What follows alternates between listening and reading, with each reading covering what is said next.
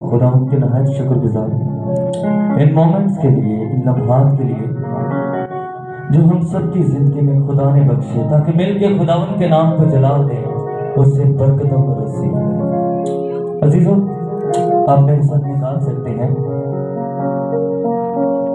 मुकद्दस मत्ती रसूल की मारिफत लिखी गई इंजील, उसका 16वां बाब और उसकी 24वीं। बड़े गौर से सुनिएगा।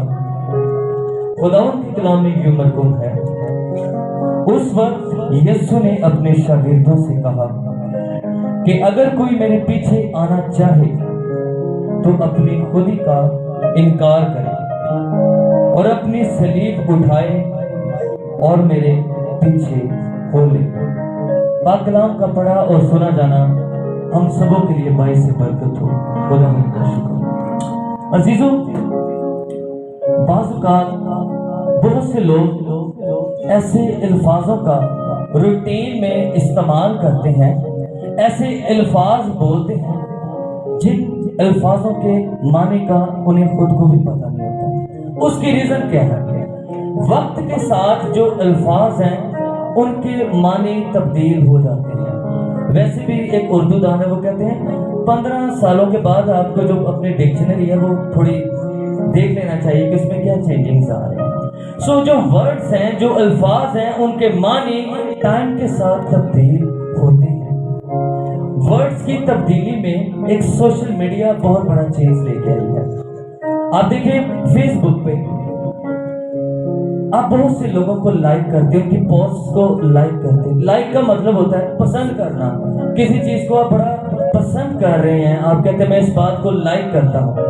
लेकिन जब आप फेसबुक पे ऐसी चीजों को भी लाइक करेंगे शायद जिन्हें हम नहीं भी पसंद करते, सिर्फ इसलिए लाइक करते हैं लाइक कि वो भी हमारी पोस्ट को लाइक करें। इसी तरह फ्रेंड का मतलब, दोस्त का मतलब ये है कि जिसके साथ हमारी रफाकत है, जिसे हम बड़ा क्लोजली जानते हैं, जिसके साथ हमारी जिंदगी का एक वक्त गुजरा है, जिसके साथ हमने अपने दुखों को, अपनी खुशियों को शेयर किया है, वो हमारा दोस्त है।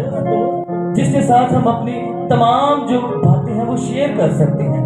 अजीजों, 23 ज़बूर में जो दाऊद नबी है खुदा को एक दोस्त के तौर पे भी देखता है। इधर से आप अंदाजा कर सकते हैं कि एक दोस्त का जो रिलेशनशिप है, एक दोस्त के साथ वो बड़ा स्ट्रॉन्ग रिलेशनशिप है। लेकिन फेसबुक पे आप बड़े सारे लोग देखेंगे, आज फ्रेंड का मतलब ये है सोशल मीडिया के मुताबिक जो आपकी फ्रेंड लिस्ट में ऐड है वो आपका फ्रेंड है। सो जो फ्रेंड का कंसेप्ट है, जो उसका थीम है, वो कहीं ना कहीं बदल रहा है। आप बहुत से लोगों को फॉलो करेंगे, बहुत से लोग आपको फॉलो करेंगे। फॉलो करने का मकसद है किसी की पैरवी करना, किसी के नक्शे कदम पर चलना, उसी ट्रैक पे चलना जिस ट्रैक पे वो शख्स चल रहा हो और आप उस शख्स के पीछे पीछे चलते हो।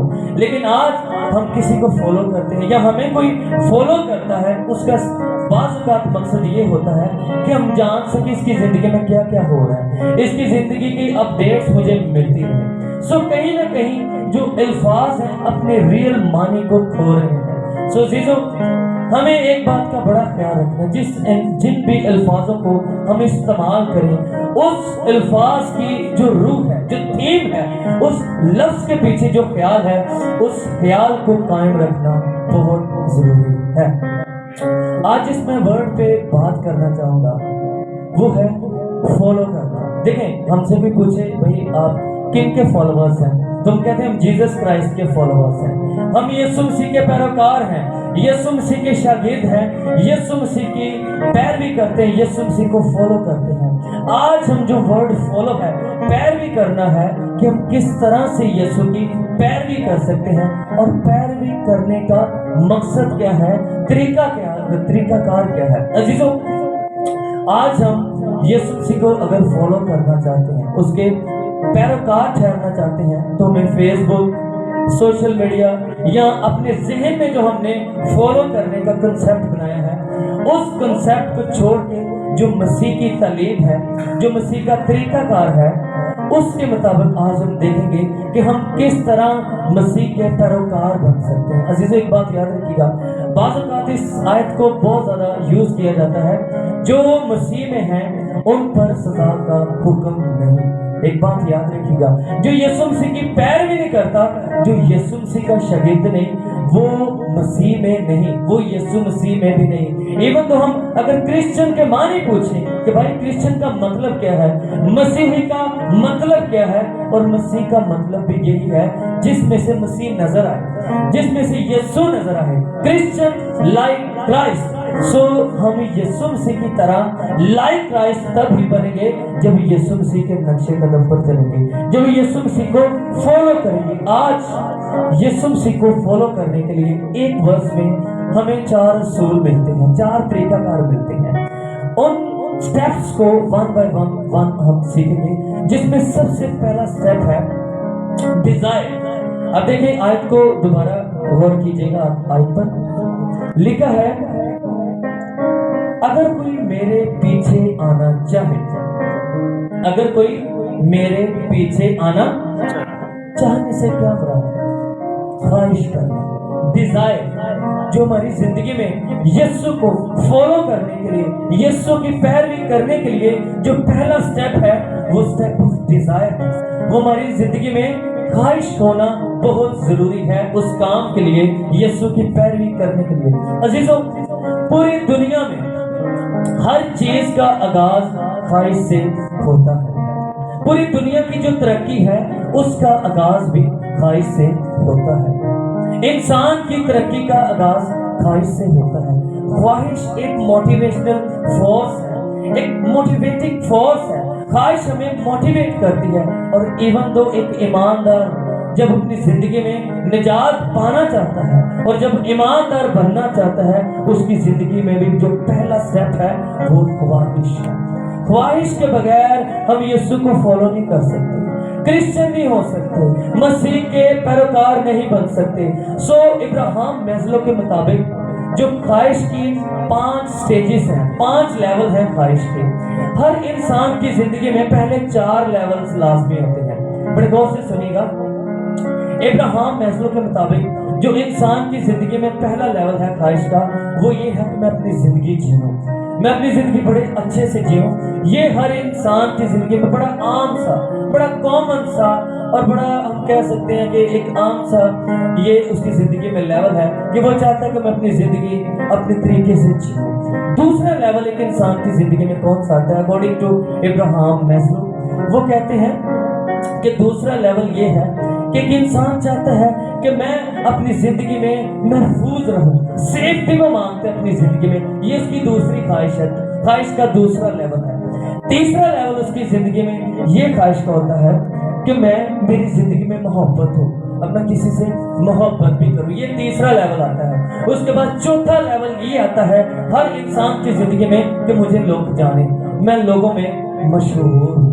اور عزیزوں، لیکن یہ جو 5واں لیول ہے خواہش کا، یہ لیول ایک ایسا لیول ہے جس لیول تک بہت کم لوگ ہیں وہ پہنچتے ہیں۔ وہ اپنی پوری زندگی میں صرف انہی 4 لیول تک پہنچ پاتے ہیں۔ بڑے وہ قیمتی اور ریئر لوگ ہیں جو اس 5ویں لیول پہ خواہش کے 5ویں لیول تک بھی پہنچتے ہیں۔ اور خواہش کا 5واں لیول یہ ہے کہ وہ اپنی زندگی میں کامل ہیں، جس مقصد کے لیے انہیں پیدا کیا گیا ہے وہ اس مقصد کو جانتے ہوئے اپنی زندگی میں کامل بنے۔ یہ 5واں خواہش کا لیول ہے، اور یہ ایسا لیول ہے جو بڑے کم لوگوں کی زندگی میں ہی آتا ہے، ورنہ لوگوں کا اینڈ یہی ہوتا ہے کہ لوگ مجھے جانیں، میں فیمس ہو جاؤں۔ لیکن جب لوگوں کی زندگی میں یہ 5واں لیول آتا ہے کہ ہم اپنی زندگی میں کامل بنے، تو جب کاملیت کی بات کریں تو عزیزوں، کاملیت میرے اور آپ کی یسوع کے اندر، یسوع کے سوا کسی چیز میں کاملیت نہیں۔ ہم یسوع میں ہو کے کامل ہو سکتے ہیں۔ جب ہم اپنی زندگی میں کامل ہونے کی خواہش کرتے ہیں، اس خواہش کے 5ویں لیول کو میٹ کرنا چاہتے ہیں، تو ہم یسوع مسیح کو فالو کرنا چاہتے ہیں۔ ہماری زندگی میں جب عزیزوں خواہش آتی ہے نا، تب ہم ڈیسیژن لیتے ہیں یسوع مسیح کے پیچھے چلتے ہیں۔ جب ہم یسوع مسیح کے پیچھے چلنے کی خواہش کرتے ہیں، ڈیسیژن لیتے ہیں، تب ہماری زندگی میں کاملیت کا عمل سٹارٹ ہو جاتا ہے۔ عزیزوں، ایک بات یاد رکھیے گا، ایک بڑی اچھی کوٹیشن ہے without desire there is no decision, without desire there is no discipleship. बगैर ख्वाहिश के आप अपनी जिंदगी में फैसला नहीं ले सकते, और बगैर ख्वाहिश के आप अपनी जिंदगी में यीशु मसीह के शागिर्द नहीं बन सकते। हमारी जो काबिलियत है, जो हमारी जिसे कहते हैं ना, जो नजात का जो फ्रेज है, नजात के 3 फ्रेजेस हैं, 3 लेवल्स हैं नजात के। सबसे पहले हमने अपने गुनाहों से तौबा की, यीशु पर ईमान लेके आए, बपतिस्मा लिया, ये हमारी तस्दीक है। हम रास्तबाज ठहरते हैं, रास्तबाज बनते नहीं बल्कि रास्तबाज ठहरते हैं।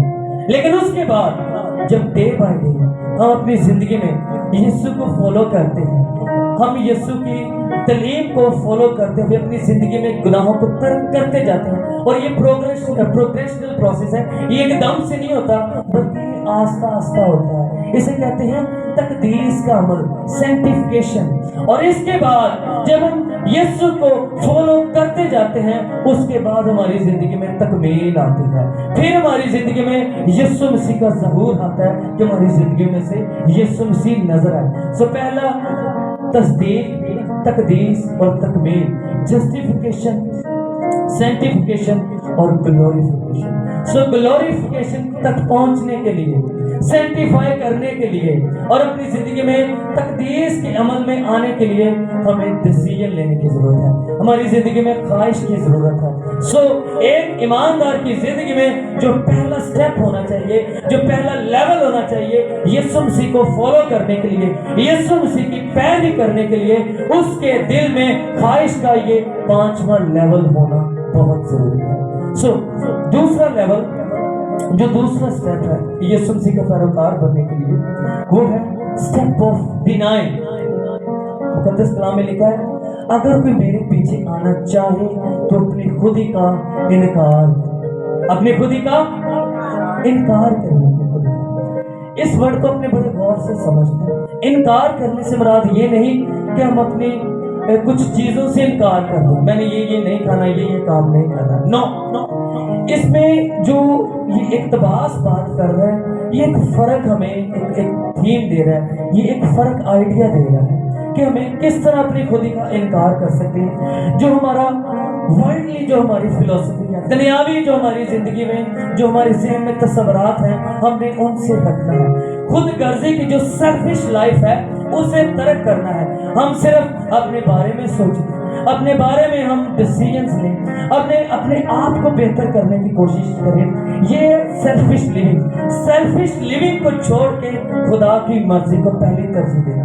हर लम्हा जब आप अपने आप को नो और खुदा को यस कहें, ये है अपनी खुदी का इनकार करना। अजीजों, हर इंसान की जिंदगी में खुदा ने इसे आज़ाद मर्जी पैदा किया है।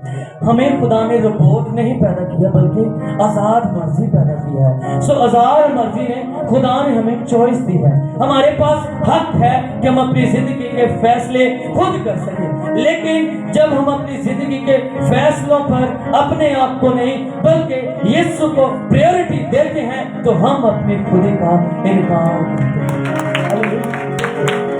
ये किससे हम कर सकते हैं? जैसे हम कोई काम करना चाह रहे हैं, ये हमारी सेल्फ कह रही कि हम ये काम करें, लेकिन उस काम करने से पहले हमें सिर्फ ये सोचना है कि अगर मेरी जगह यीशु मसीह यहाँ होता तो वो क्या करता, उसका क्या तरीकाकार होता। सो जो आपके ज़हन में यीशु की जो टीचिंग्स हैं और जो यीशु की शख्सियत है, उसको सामने रखते हुए अपने फैसलों को नहीं बल्कि यीशु की तालीम को, यीशु के फैसलों को प्रायोरिटी देना, ये है अपनी खुदी का इनकार करना।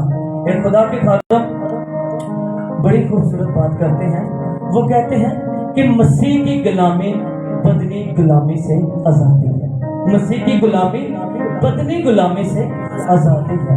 और उससे बड़े वाज़ेह तौर पर लिखते हैं, अब मैं जिंदा न रहा बल्कि मसीह मुझ में जिंदा रहा। बड़े वाज़ेह तौर पे मुकद्दस कलाम में लिखा है,